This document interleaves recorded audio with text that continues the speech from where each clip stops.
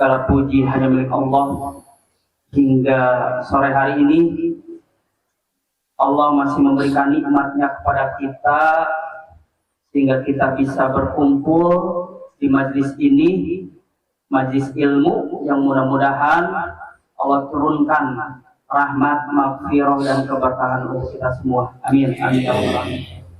Allah, hari ini kami diamanati untuk sambutan sekaligus menyampaikan perkenalan mungkin ya bahasanya atau dari Bapak Korwil visi dan misi dari Wong Solo Group yang mudah-mudahan ini menjadi acuan kita bersama yang bisa kita amalkan. Amin. Amin. Amin ya Rabbal.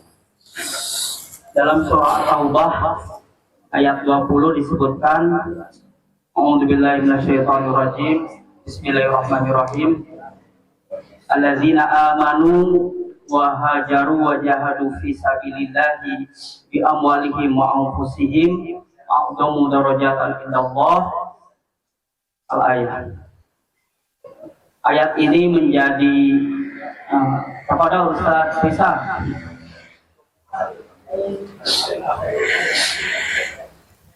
Ayat ya Ustaz Risa. Ayat ini menjadi landasan bagi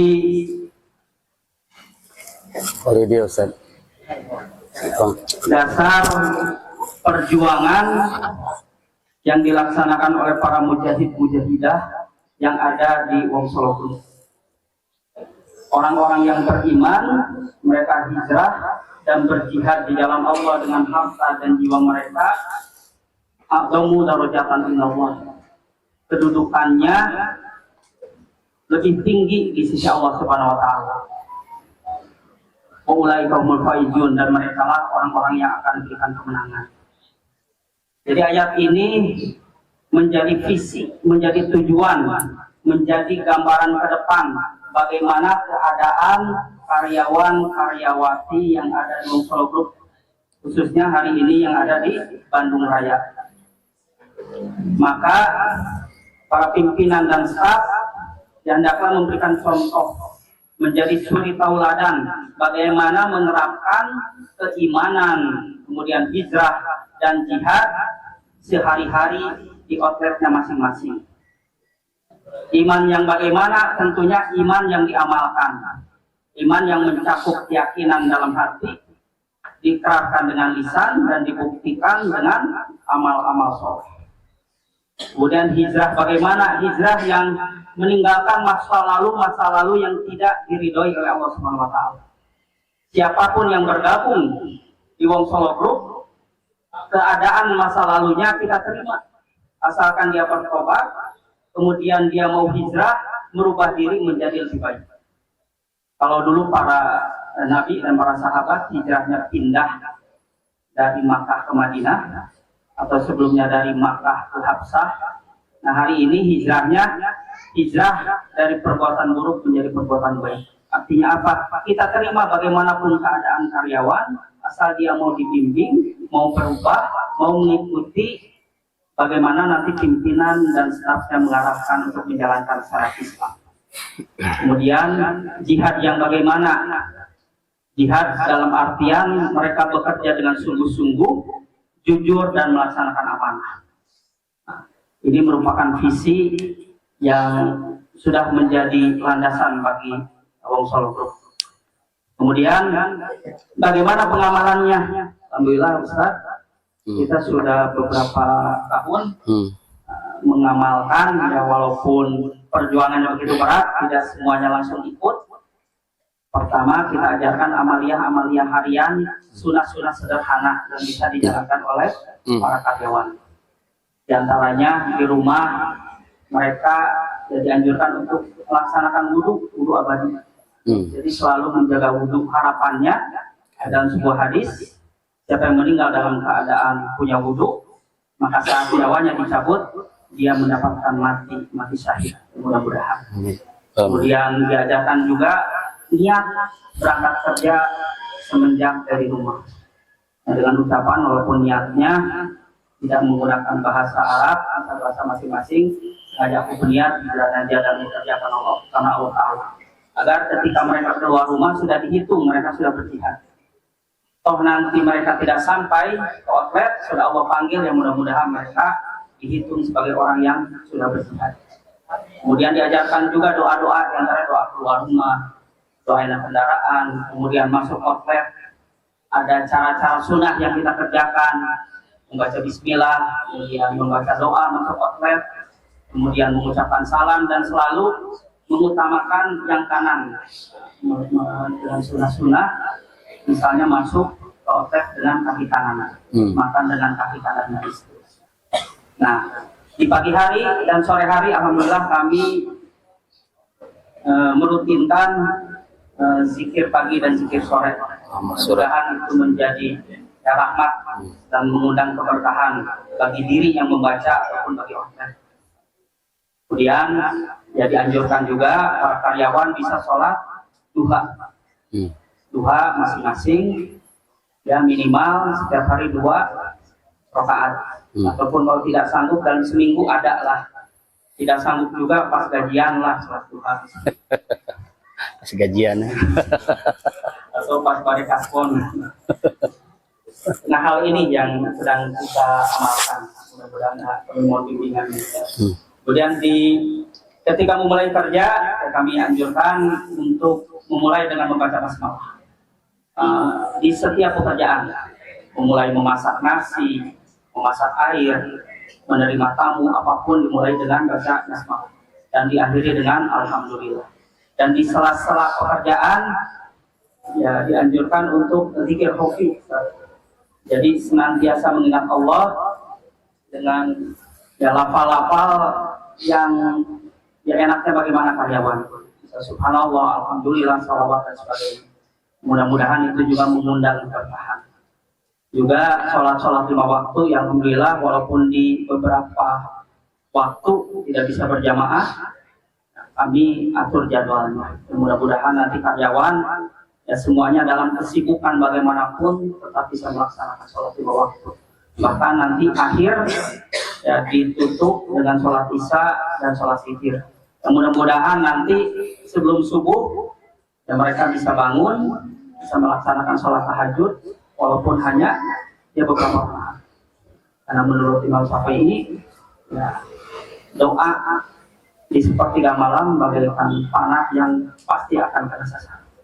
Nah, ini visi yang kami dambakan, tapi sebagian besar alhamdulillah mengerjakan. Walaupun perlu banyak pembinaan, perlu banyak contoh perjuangan daripada pimpinan dan staf. Termasuk acara ini kami adakan sebulan sekali, undang ustadz-ustadz yang bisa menambah ilmu. Ya, yang kami harapkan ilmunya bukan ilmu yang hanya bisa diperbincangkan, tapi ilmu yang bisa diamalkan.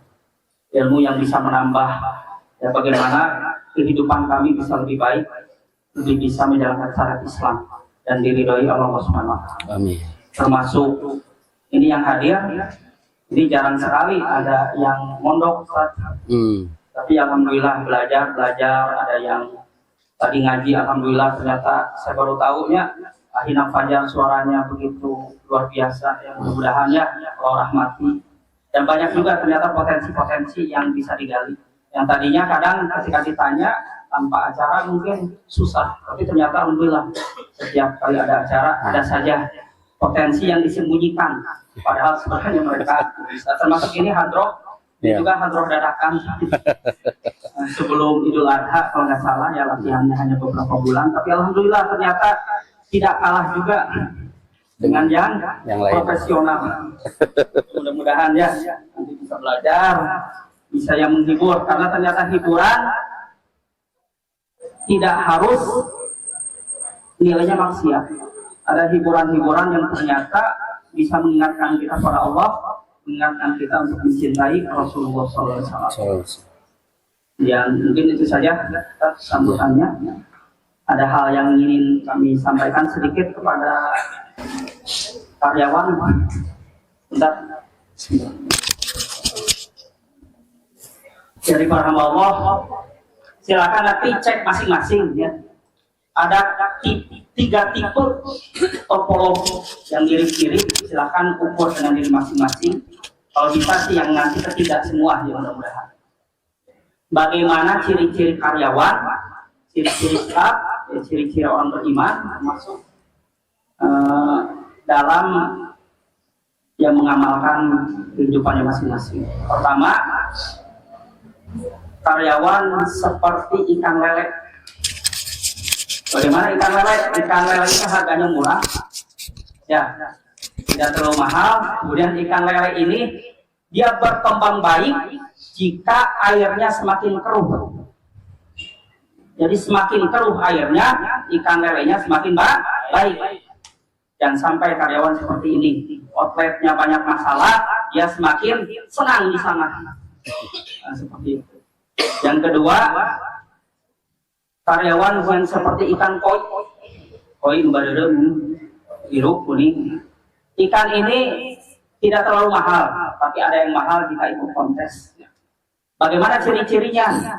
Ikan koi ini ikan permukaan, pengennya dilihat, pengennya dipuji, pengennya menampilkan diri, walaupun sebenarnya kualitasnya seadanya.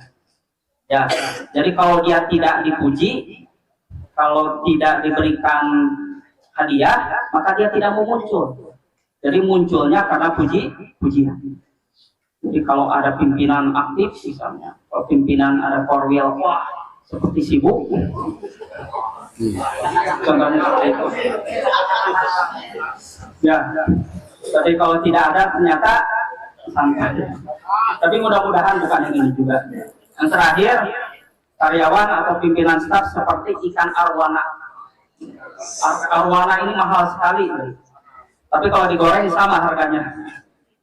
Ikan arwana yang hidup, dia ikan pedalaman, jadi dia adanya di dalam, jarang menonjolkan diri, kecuali sesekali. Tetapi saat dia muncul, dia paling dibutuhkan. Kenapa harganya mahal? Karena memang kualitasnya baik. Dipuji tidak dipuji, dia lakukan yang terbaik.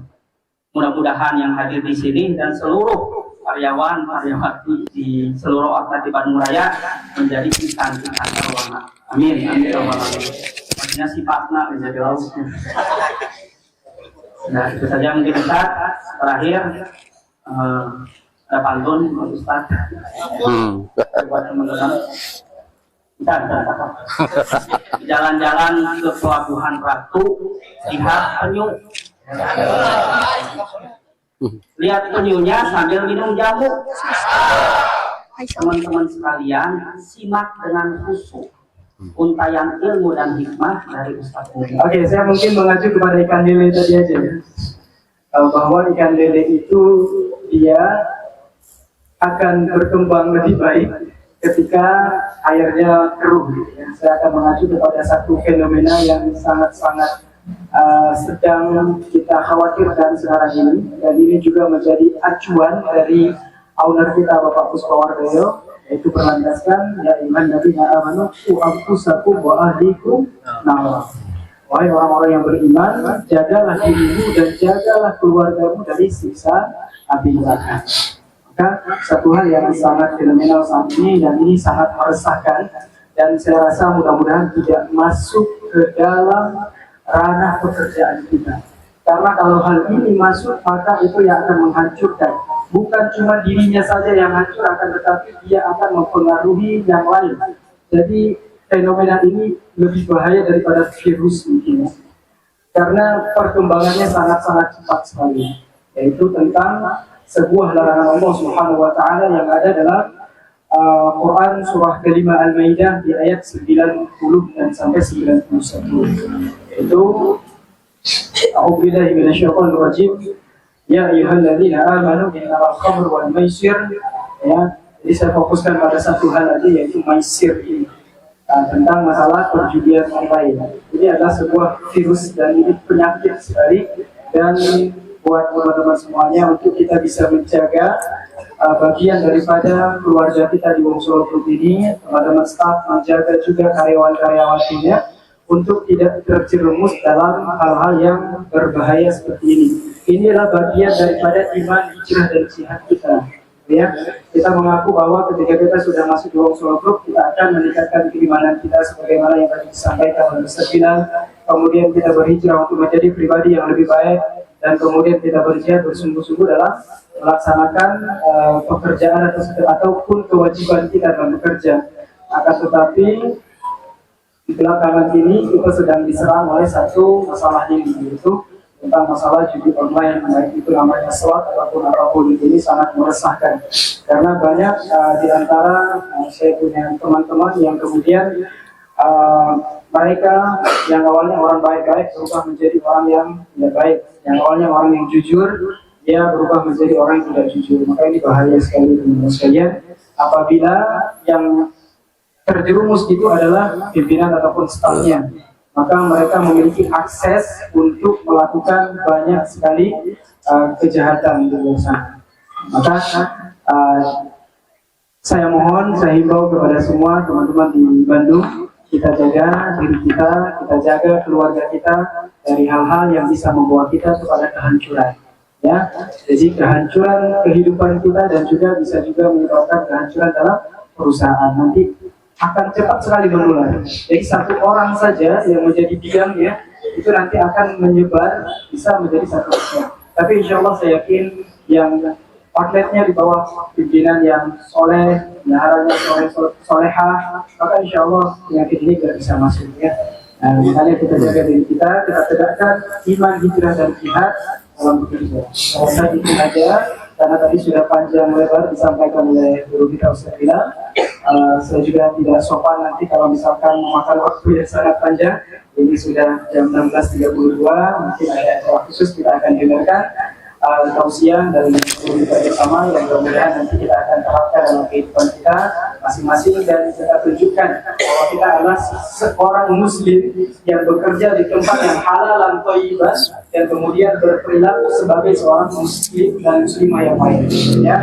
Jadi kita rubah mindset orang barat bahwa menganggap Indonesia adalah negara yang mayoritas muslim dan kemudian mengaku paling religius, akan tetapi tingkat kejahatannya sangat-sangat luar biasa. Kita akan menghapus klaim ini yang ada di benak orang-orang yang anti terhadap Islam. Yang minimal kita tunjukkan diri kita yang sudah bekerja di Wong Solo Group dengan ribuan iman, hijrah dan jihad, dan juga kita menjaga teman-teman kita, saudara kita dan keluarga kita. Pada saat itu, mohon maaf apabila ada kesalahan dalam penyampaian dan main kita Allah Allah yang atas. Assalamualaikum warahmatullahi wabarakatuh.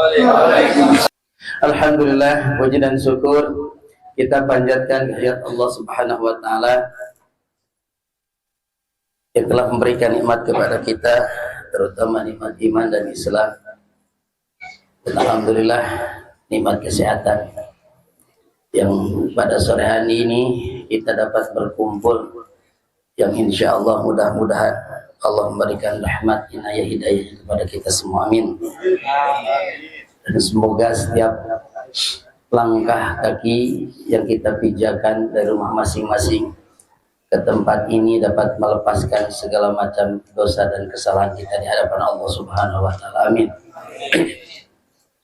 Salawat dan salam semoga tetap dicurah limpahkan kepada junjungan alam baginda Nabi Muhammad Rasulullah SAW.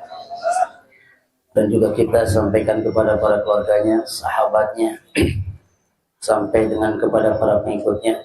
Dan insya Allah mudah-mudahan kita semuanya yang ada di sini termasuk hamba-hamba Allah yang mendapatkan perlindungan Allah, dan sekaligus mudah-mudahan kita semua termasuk hamba-hamba Allah yang mendapatkan syafaat dari Rasulullah SAW. Amin ya rabbal alamin.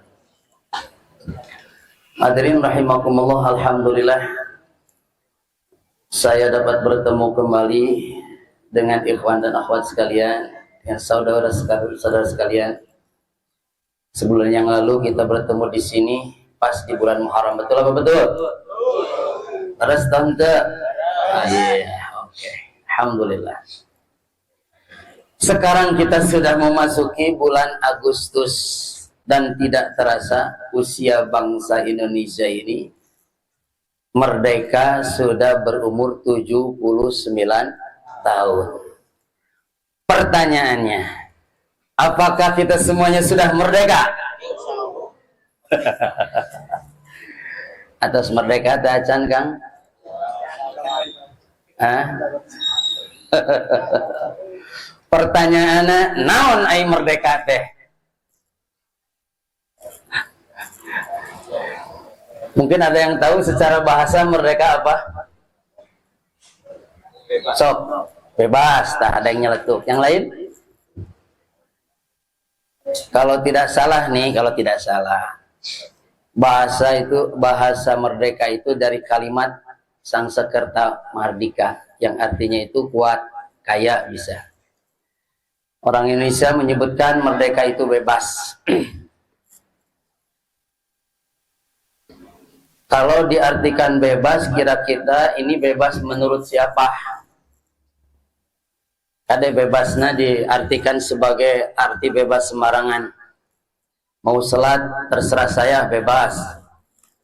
Mau tidak sholat, terserah saya. Begitu? Mau tidak sholat, terserah saya. Kan itu bebas. Mau maksiat, mau taat, terserah saya. Begitu bukan? Bukan. Naon itu bebas? Kumaha maksudnya ini? Ini apa maksudnya ini bebas ini?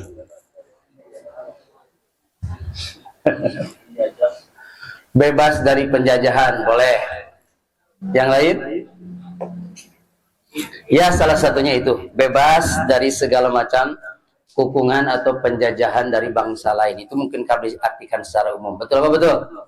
Nah, setujulah. Sepakat. Kita tahu di dalam Undang-Undang Dasar bahwasannya segala penjajahan di atas dunia harus dihapuskan. Masih ingat? Karena tidak sesuai dengan PRI dan PRI. Masih apa? Alhamdulillah. Ya, itu dalam pembukaan undang. Bebas. Merdeka adalah bebas, tapi bukan berarti bebas semau gue. Bebas bukan berarti kumaha orang. Bisingke jika orang Amerika hirupna kumaha saya. Rek bobogohan kumaha saya.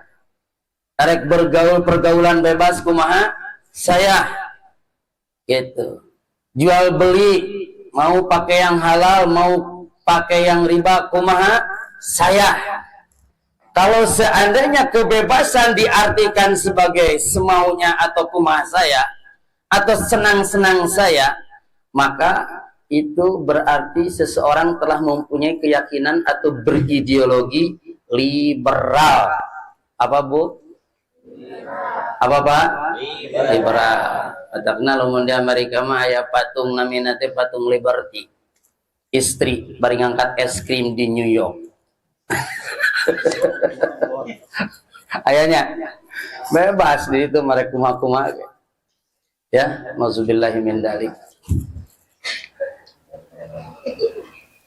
Kita harapkan kemerdekaan itu bukan menurut kehendak orang lain, bukan menurut kehendak persepsi kita. Kalau diartikan menurut persepsi kita, tentu akal pikiran kita bakal beda-beda. Tapi kita kembalikan kepada perspektif Islam, bahwa yang namanya merdeka itu salah satunya adalah membebaskan dari berbagai macam keterikatan selain daripada Allah dan hanya terikat kepada Allah, sehingga dia bebas menjalankan syariat Allah atau syariat Islam dengan sepenuhnya. Itu arti kebebasan menurut Islam. Sebab manusia ini kalau sembarang dibebaskan, dia akan menempuh dua jalan yang kemarin sudah dijelaskan sebulan yang lalu. Dia kalau tidak terikat dengan Tuhannya, kalau dia tidak terikat dengan Allah, maka dia itu akan terikat dengan nafsunya.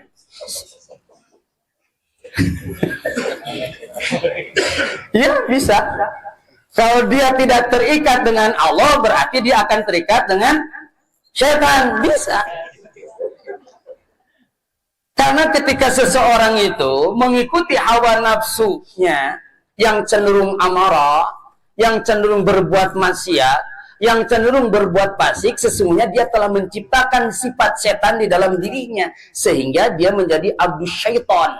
Dia menjadi penyembah setan atas dirinya. Apa araita man tahudu ilahahu hawahu. Berapa banyak orang yang telah menjadikan hawa nafsunya sebagai Tuhannya yang disembah, ditaati, diikuti dan dituju. Inna nafsala amaratum bisu. Sesungguhnya nafsu manusia itu lebih cenderung berbuat berbuat kejelekan, keburukan, kemaksiatan. Terus kumantu Ustaz, nafsunya dipicen wae atau dibuang minta ke Allah? Entong. Jangan minta dibuang. Kalau kita nggak punya nafsu, nggak bakalan punya nafsu makan. Lihat perempuan-perempuan yang soleha, yang cantik, mau kabita. Tek tentu gitu. Oh yang ngalim gitu. Entong. Pengen normal kan? Lah iya. Tetap nafsu itu ada. Cuma nafsu ini ditingker. Artinya dikendalikan oleh yang namanya iman dan Islam. La yu'minu ahadukum. Tidak dipandang beriman seseorang itu sepanjang hawa nafsunya taba'an lima jitu bihi. Sepanjang hawa nafsunya itu ikut terhadap ajaran yang aku bawa. Maksudnya adalah Islam. Maka Islam itu sebetulnya yang mengajarkan tentang kemerdekaan. Kemerdekaan berpikir. Termasuk memerdekakan dari segala macam perbudakan dan penjajahan. Betul apa betul? Siapa yang memerdekakan Bilal? Sayyidina Abu Bakar Siddiq. Tuh. Siapa yang membebaskan Bilal? Bilal bin Rabah kan?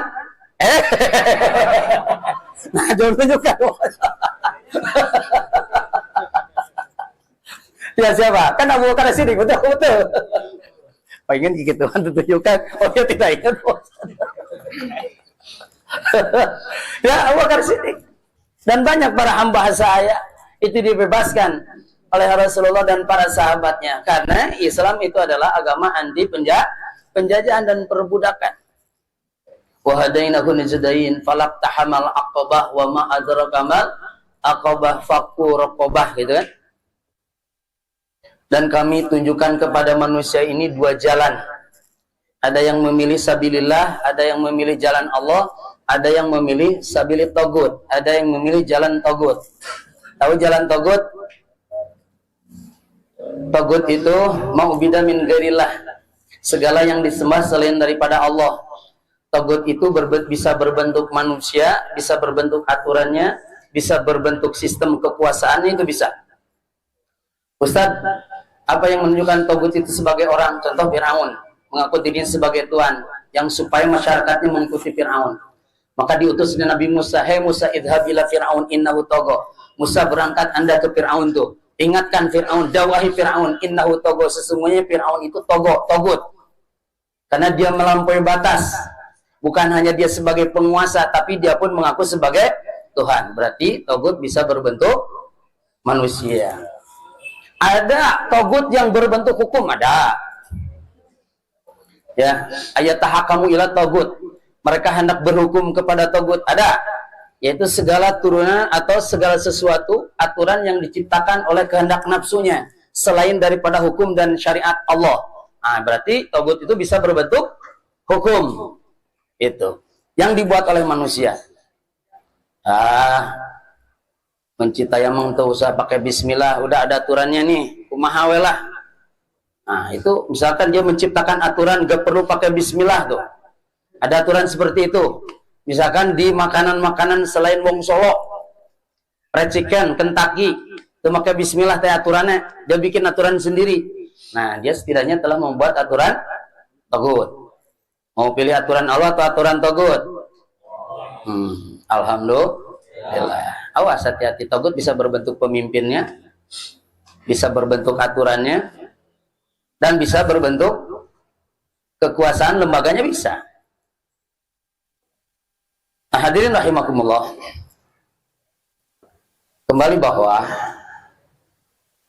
Hakikat kemerdekaan itu adalah membebaskan dari segala macam keterikatan diri kita ini dari selain Allah. Dari selain Allah itu banyak, dan hanya terikat kepada Allah dan aturan syariatnya. Dan puncak dari hakikat kemerdekaan itu ada dalam sebuah kalimat, la ilaha illallah.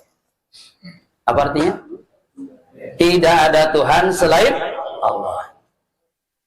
La ma'buda illallah, tidak ada yang patut disembah kecuali Allah. Dan termasuk tidak ada yang patut ditakuti kecuali Allah. Betul apa betul? Maka orang Islam itu dahulu, walaupun belum punya apa-apa, tetapi kehidupan dirinya itu merasa sejahtera dengan ketenangan jiwanya. Apa yang telah Allah berikan telah cukup.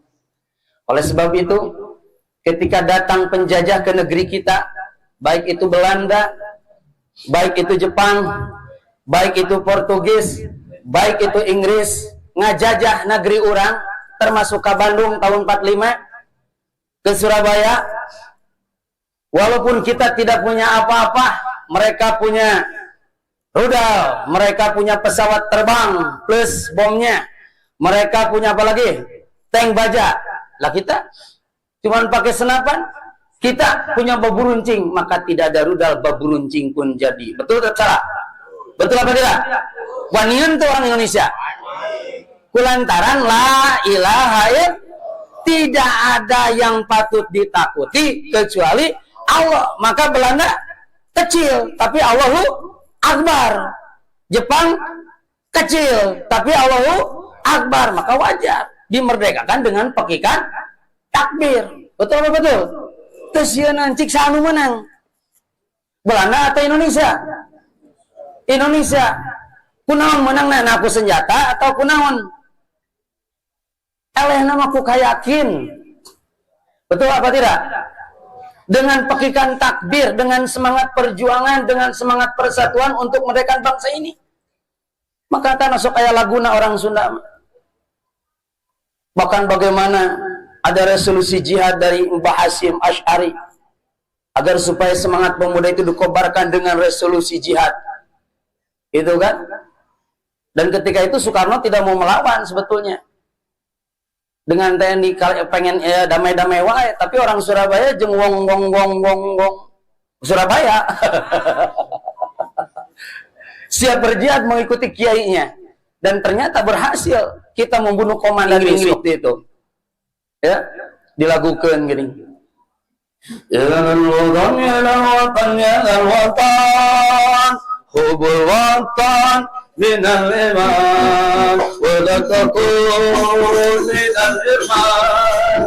Inna Allah ya watan, ya watan, ya watan, ya watan, hubul watan minal iman, wa la takun minal iman.